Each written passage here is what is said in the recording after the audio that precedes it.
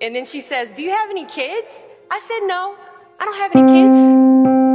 She then asked me if I was married, and then I said, no, ma'am, I am not married. She says, how old are you? I said, 19. May I help you find something? She then says, you are the most beautiful girl I have seen. And I said, oh, thank you. And then she says, I think you could be the next Miss USA. I'm in the Army, okay? We don't do pageants in the Army. She then asked me to meet her at Starbucks the very next day before my next shift at Target. And apparently I was a pretty open-minded 19-year-old because I actually agreed to meet her the very next day. The next day she brought this foot-tall stack of pageant books and proceeds to convince me to enter into a state pageant. So 3 months later, I compete in my first pageant and I lose. I go back the second year, compete in the state pageant. I lose. Go back the third year, compete in the state pageant and lose.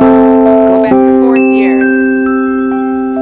compete in the same pageant and lose. I go back the fifth year, y'all.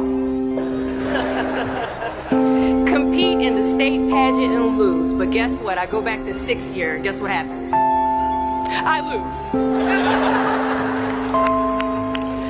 Called her on the phone and said, you told me I could be the next Miss USA. And she says, Deshauna, keep working, don't quit, keep going back.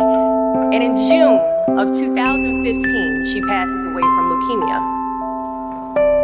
6 months later, in December 2015, I win Miss District of Columbia, USA.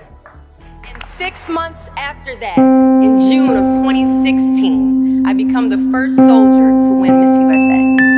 At times, our purpose drops in our laps as if the heavens threw it by accident.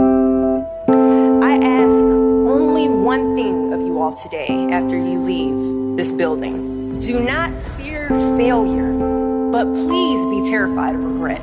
Giving up is the birth of regret. After you walk out this door, you will receive 100 doors shut, slam in your face.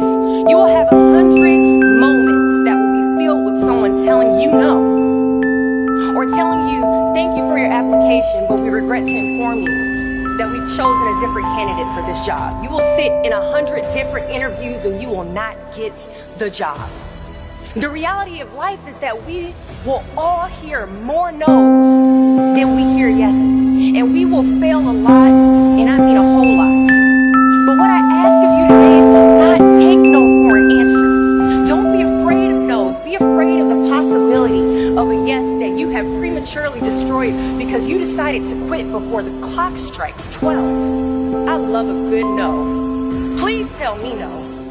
Telling me no is like adding fuel to a fire that is now set ablaze because of your single no.